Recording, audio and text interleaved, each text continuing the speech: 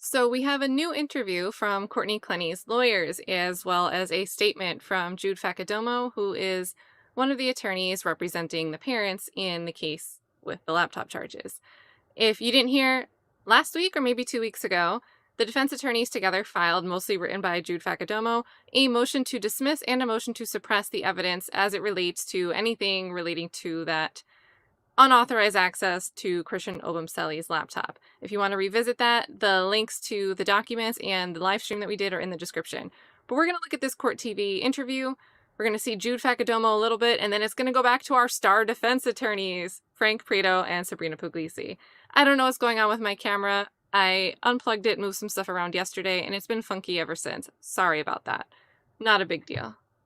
We're going to start with what Jude Faccidomo says about why that laptop was accessed. You guys can be the judge of whether you buy it at face value or not.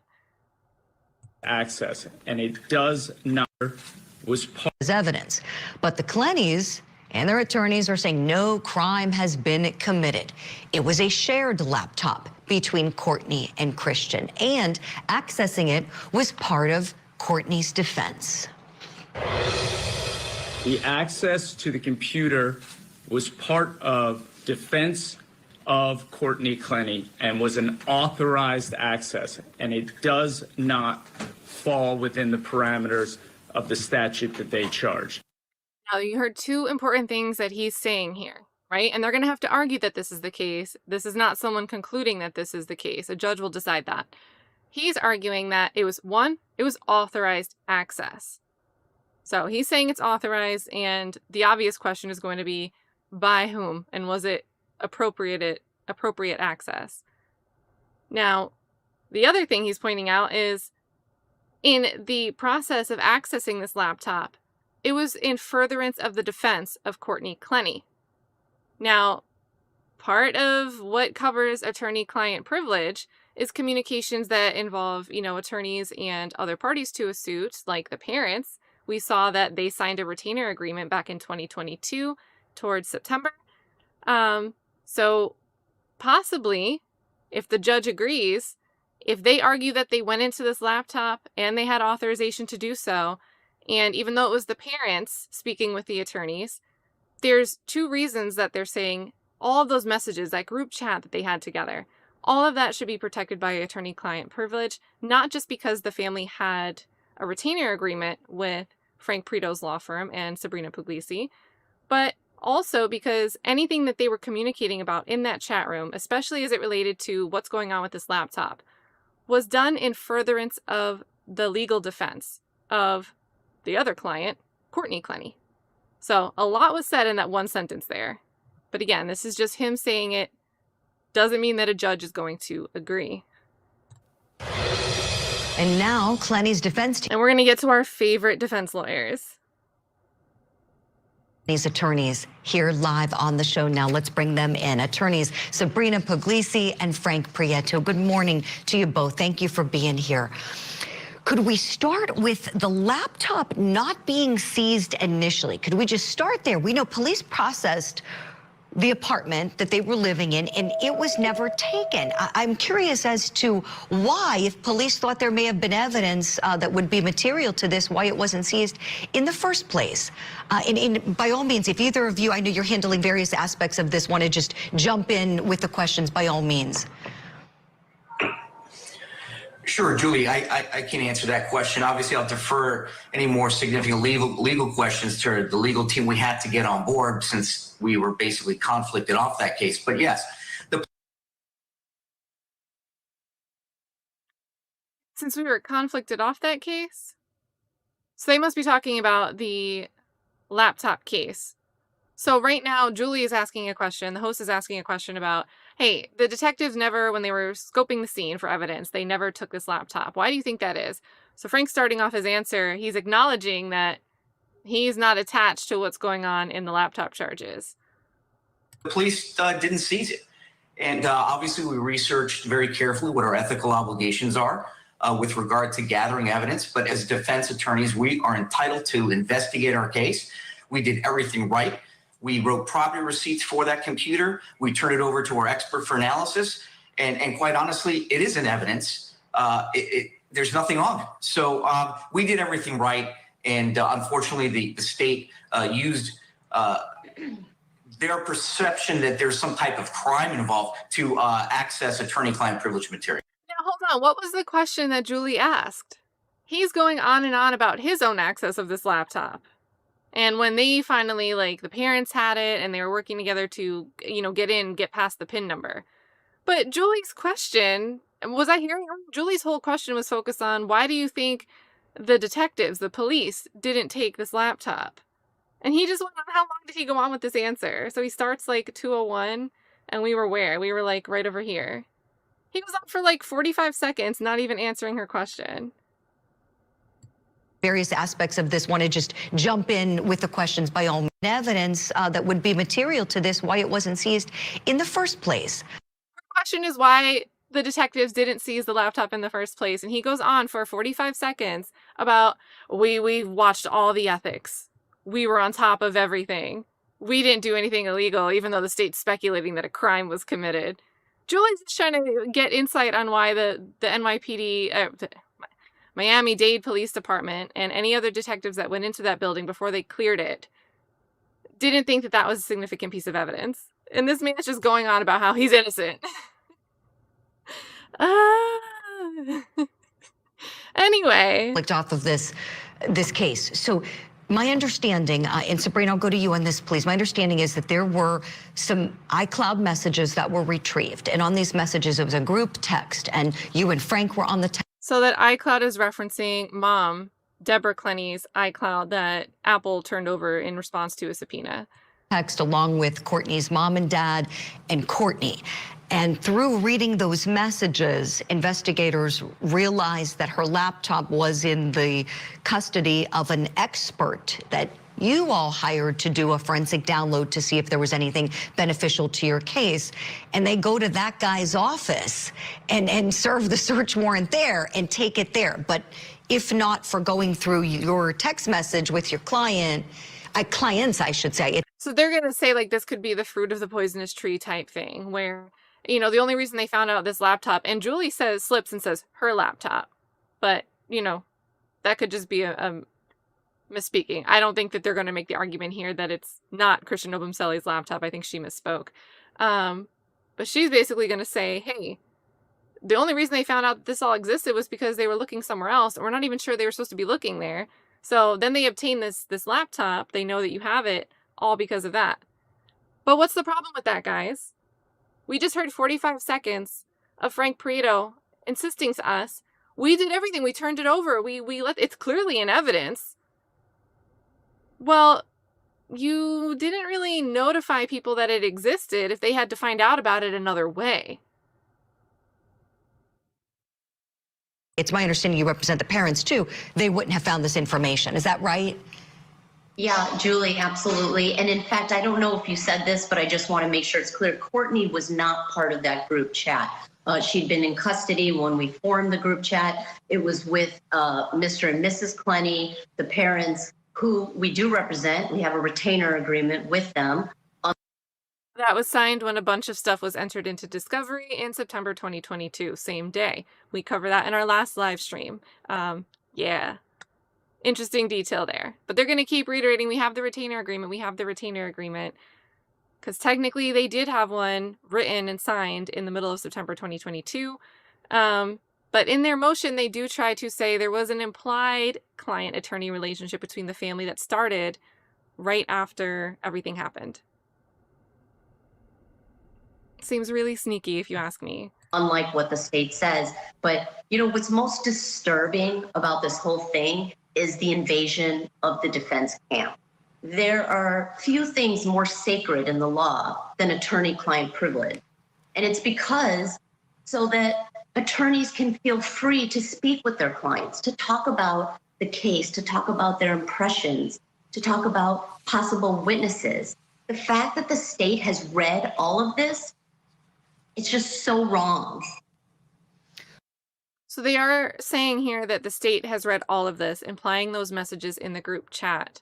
Whereas the last I knew, anyone that's in the chat that may have checked out the last televised, that the Court TV streamed it, the motion hearing about 2.5 weeks ago, maybe 3 weeks ago now, the state seems to say, you know, we have to come up with a filter and start going through that stuff. And then the defense responds like, well, before you, like, can we just make sure you don't just go out and make anything public record, because then the news is going to come and get their hands on it. So in that hearing, the obvious on the surface to me, what was apparent was that the state hadn't gone through all those messages yet. They were still working out the process of how they were going to go through all of that. If you've been watching the Fani Willis hearing, they've been talking about the taint team. So drop it in the chat. You can say the word taint. But that's what Terrence Bradley used to do. He had some experience going through this intake, and you're supposed to filter certain things and make sure attorney-client privilege wasn't going to be an issue before you turned it over to the prosecution for them to start really launching their attack and their arguments that they're going to use at trial. That way only like one person is seeing all the messages, because somebody has to make the decision to curate it, right? So yeah, the guy that's having an attorney-client privilege issue over in the Fani Willis hearing was the guy that used to be in charge of doing the filtering over there. But anyway, in this case, we just heard Sabrina Puglisi in this interview clip say they've already gone through all those messages. But last we heard, the state was still trying to figure out how to comb through all those messages. So to me, that's a slick piece of shade, and it's not necessarily true, but she's asserting it like it is true. And I don't think that that's wise when you're trying to make an argument that I could give you grace. I'm really willing to give you grace. But not when every statement, every sentence that comes out has something extra attached to it. Anyway, let them talk. I hear what you're saying. And now let's take it a step further for our lovers of the law watching at home. So because you're on those text messages, you both did the right thing as lawyers and said, well, we're going to conflict off of the representation of Courtney's parents for this case. Is that accurate? If you look, Julie, we're listed absolutely as witnesses. Yeah, that's what I was going to say, right? Yeah. So, yeah, Julie, absolutely. And it's the right thing to do. We're the way the state formulated their arrest warrant for the Clenneys made it sound almost as if the attorneys are complicit with some type of wrongdoing. And nothing could be further from the truth. As I indicated earlier, we did the right thing ethically, professionally. I researched the ethical opinions and advisory opinions of the Florida Bar prior to handling any type of evidence in this case, and the case law support. So he said he educated himself on the Florida statutes, and still we found out that the only reason the state became aware of this laptop being in the possession of existing maybe, but also being in the possession of Clenney's family and the defense specifically, was through an iCloud. It was evidence from an iCloud subpoena. So this is just like rambling of words that doesn't address the issue. You still didn't. You know all these ethics. You know how the rules of evidence work. But you're not the one that let the state know that this laptop existed and that it was in your possession. Like, look at his face. And let me say hi to you guys, because I jumped right into this. So, Tracker in the beginning's like, ask Miss Cleo.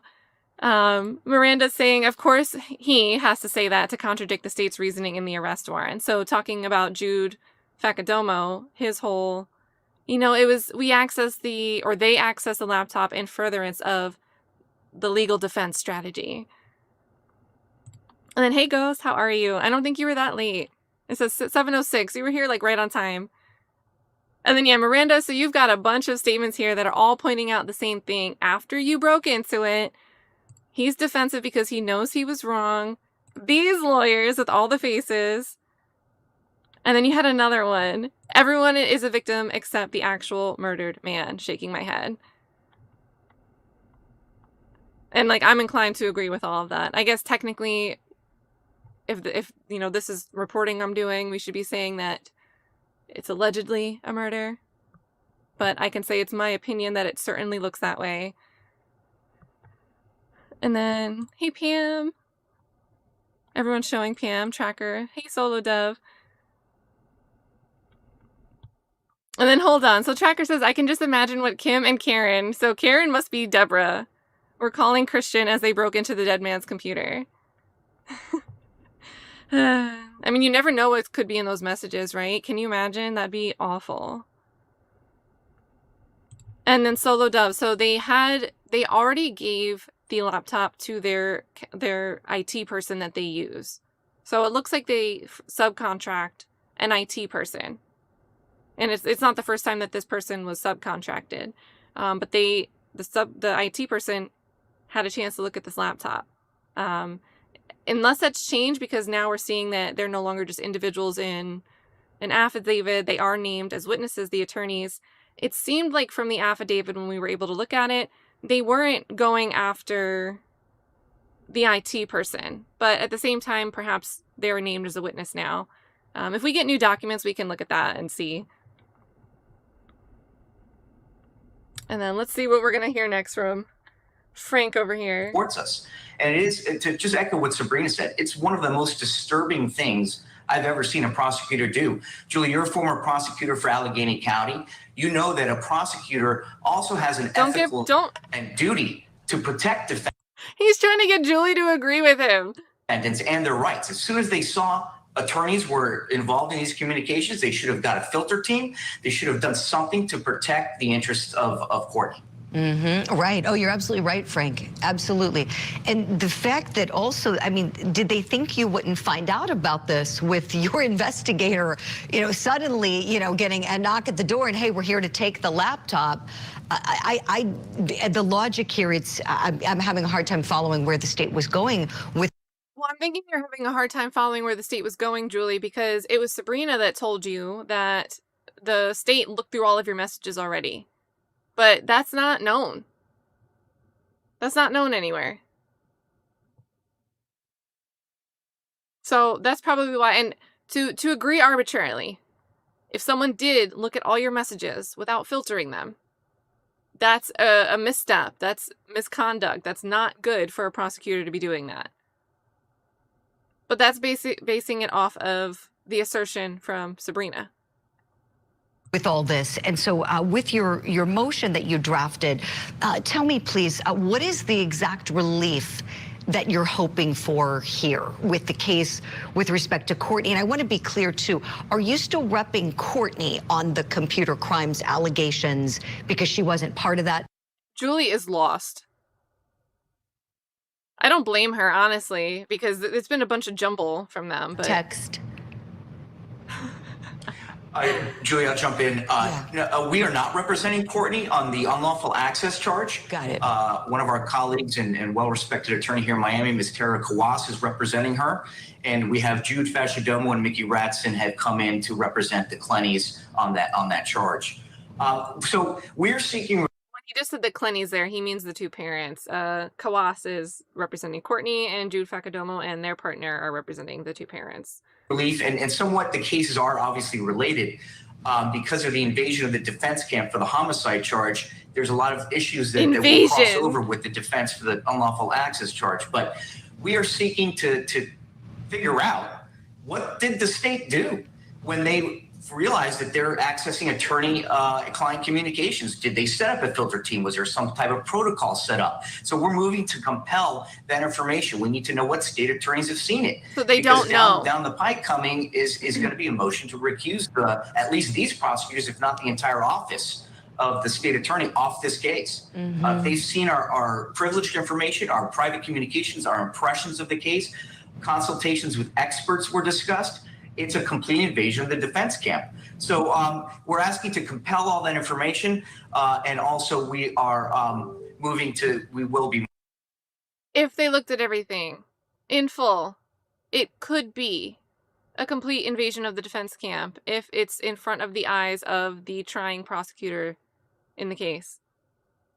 Everything that he said, he's saying we need to find out what happened. But then at the same time, he's also saying, they did all of this. They looked at everything. They saw everything. They all need to be recused if it's like blah, blah, blah. And then if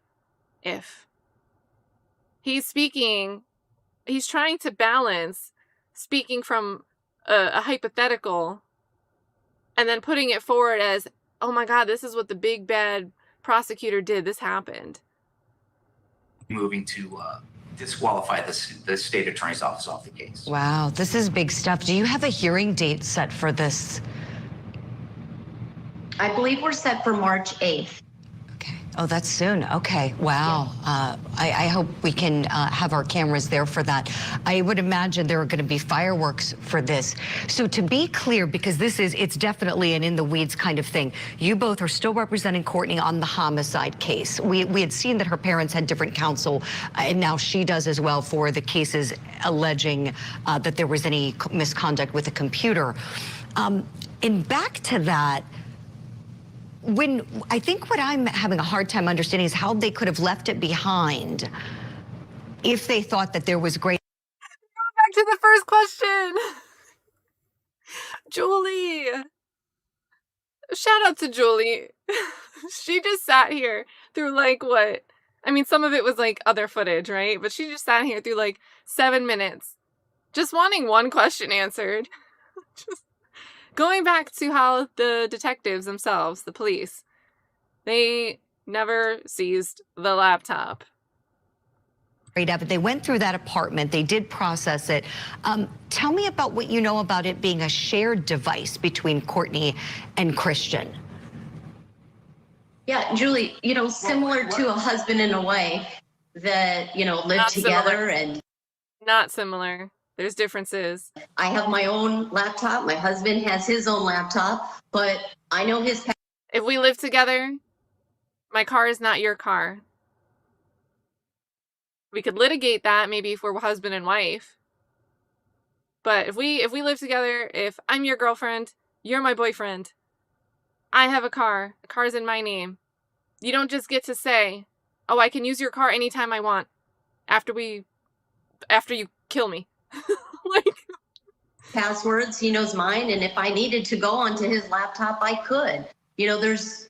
That's the simple fact of it, is that they shared their passwords with each other. If she needed to access. it's also not how certain things work once something belongs to an estate or when you pass away. Certain things that you would have been able to give permission to do while you're alive might not be there after you're no longer here. Even things like power of attorney. If someone has power of attorney for you, that's while you're living. Even that sounds like legal. It sounds huge. But when you die, power of attorney doesn't handle the things that power of attorney, it stops. So to me, this is they're appealing to a layperson that would say, well, yeah, of course, my wife knows the PIN or the passcode to XYZ.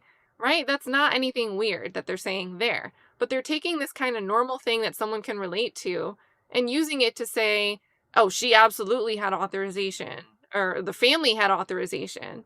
And by extension of Clenney offering the PIN numbers and passcodes, that she was in effect giving the parents permission to try to access this laptop while we were in the group chat with them.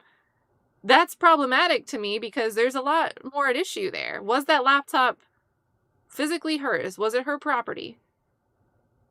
Because once he's dead, just because they had shared access to it, that's an argument you've got to make. And I would imagine that you don't hear this being an issue because most people don't have a reason. Like your boyfriend, your loved one passes away and you're trying to organize their affairs.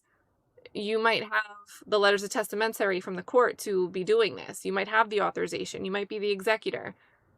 Most people, you're going through something to try to do something good with it, aren't going to come at you for it. But in this case, it's a unique circumstance where you're accessing this in a way that it wasn't your laptop.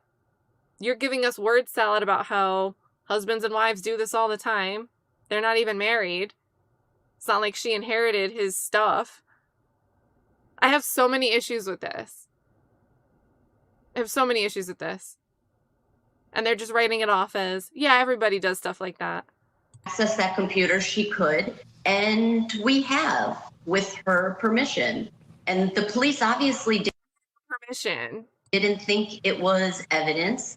And honestly, there is no evidence on there of value that would.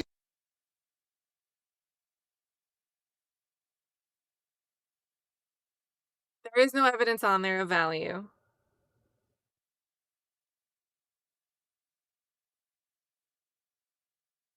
So why did Clenney want you to go and access it? Wouldn't she have just told you there's nothing on there? Wouldn't you have known that before you tried to try all the passwords?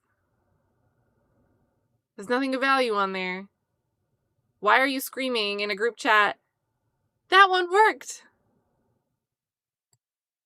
Do anything for the case. That's why this is all just so egregious. This is all a ruse to try to discredit the parents, to try to discredit the attorneys, to take a look into what we're doing, because I guess they don't feel confident enough in their case because they know she acted in self-defense on that day.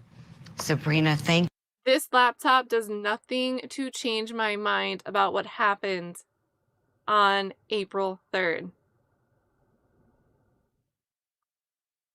If you knew nothing about this laptop, if this laptop never existed, or if it was just always, if it like disappeared, it died, we never got to look at it, the state doesn't have it, the defense attorneys never had it, the family never had it, just doesn't exist, poof, it disappears.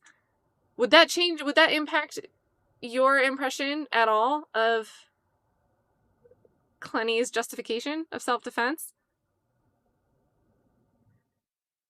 Like, my mind is blown a little bit, guys. Like, there's a lot of issues with this whole interview. This interview could have, first of all, been 2 minutes long. It could have been 2 minutes long. They could have said, hey, we don't know why they didn't find it evidence. We didn't end up finding anything on it, but we didn't go into the laptop with an intent to find anything. We had our analysts look at it, but we just thought maybe there could be something to use for the defense. Or, you know, we weren't trying to access it for the defense at all. But now they're sticking to that argument, right? Because we had Jude Faccidomo come up here and assert.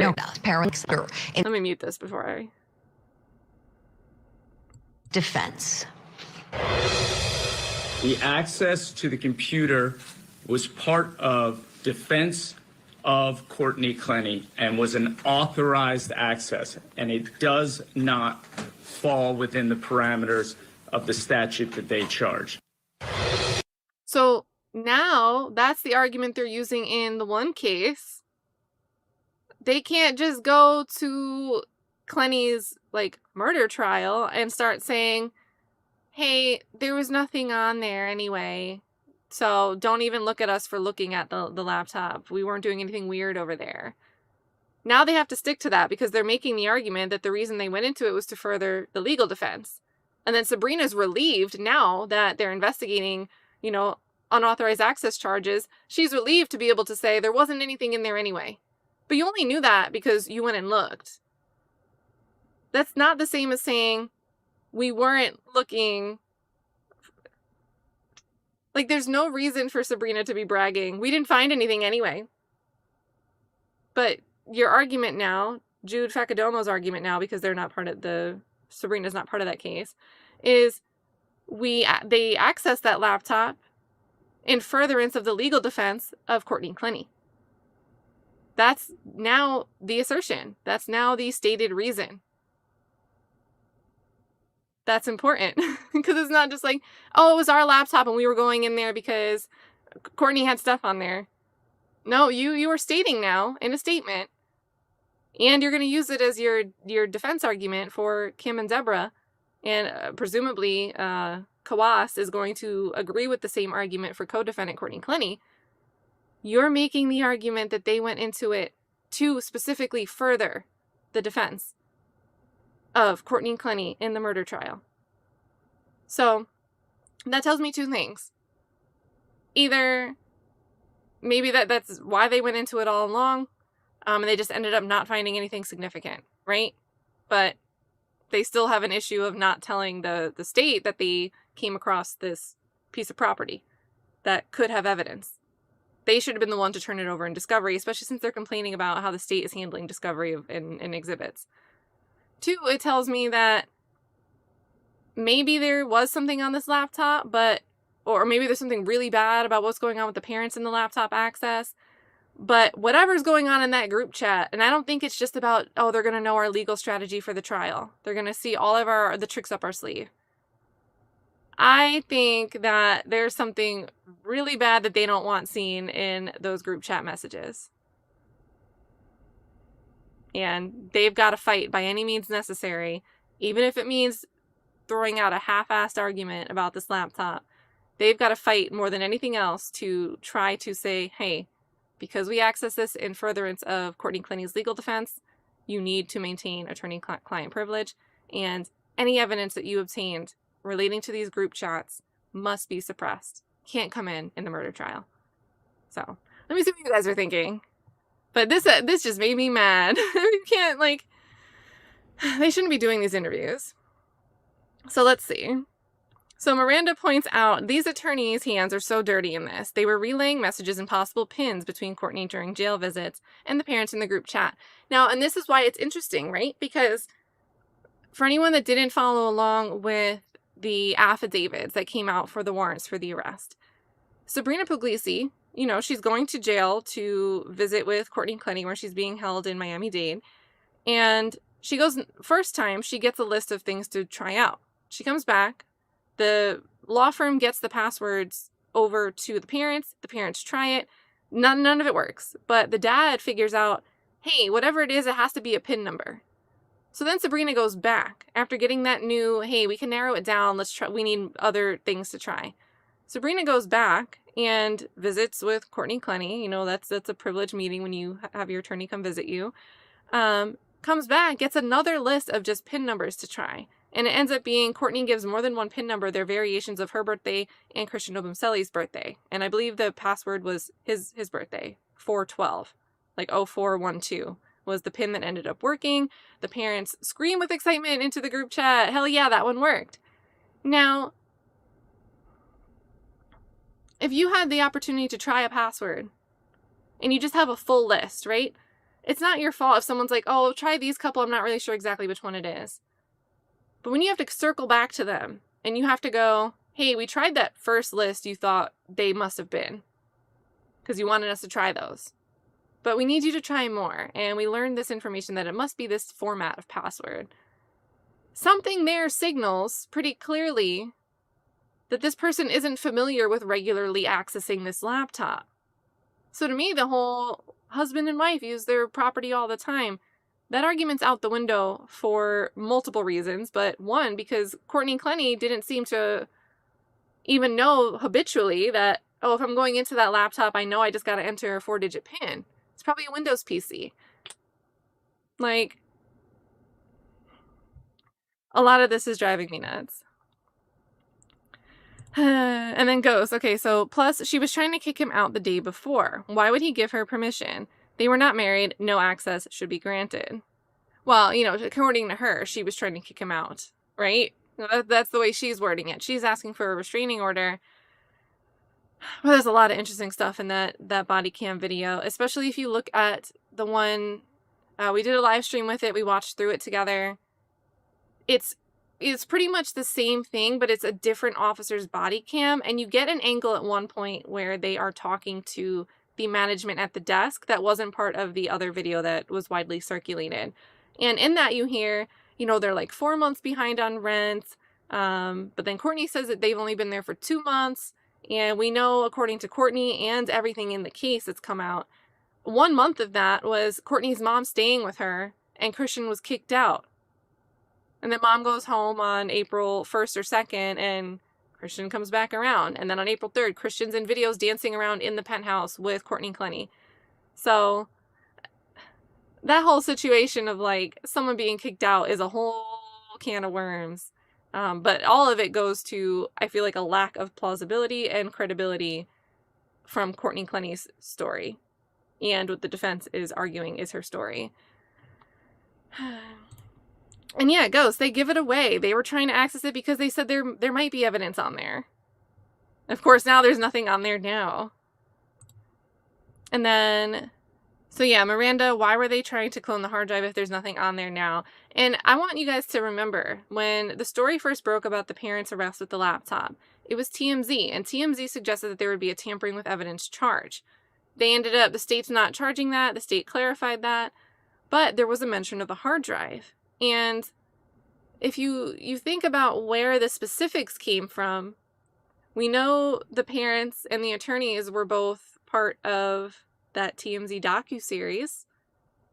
And the state, the prosecutor, wasn't coming out and saying, hey, they tried to duplicate a hard drive. We think that they were tampering with it. They said, no, we're not alleging that. We just say it was unauthorized access. Where did that little buzz, the rumor about the hard drive even come from? Where did TMZ even get that idea?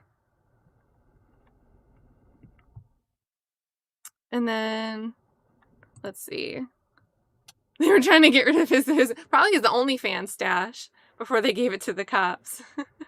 Courtney was trying to do the right thing, trying to protect him from that human trafficking allegation. And then let's see. And yeah, like something's just up, and I don't think that they should have been doing this interview, but you know, I'm always saying that. I know everybody wants to speak and clear their name, and a lot of the time when people want to speak and clear their name, it's because they're innocent and being lied on, and it doesn't feel good. And even that can hurt you when you're completely telling the truth.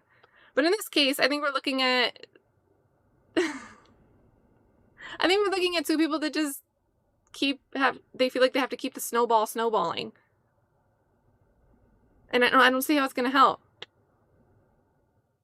I think the best thing Courtney Clenney could do is not for, you know, the attorneys want to get the whole state, the whole prosecution on this team, on this case, recused. Start over. Courtney, if that happens, if they are successful in doing that, I think at that moment in time, you should say, hey, I need to start over with new defense counsel. This is not legal advice. It's just common sense. And then, yeah, they do seem a little bit like snowflakes.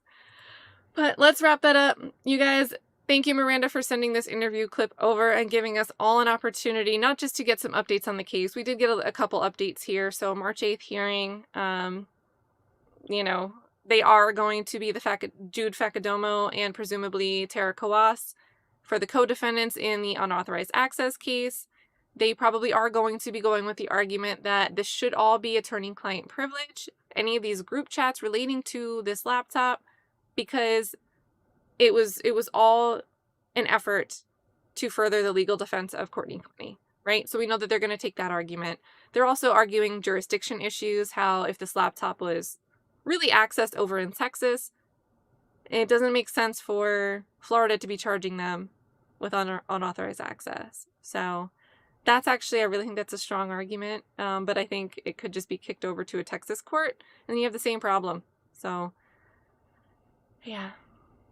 I don't know. But anyway, thanks so much for joining, you guys. You guys always have great observations, and it's always more fun to look through these things and talk with you about them.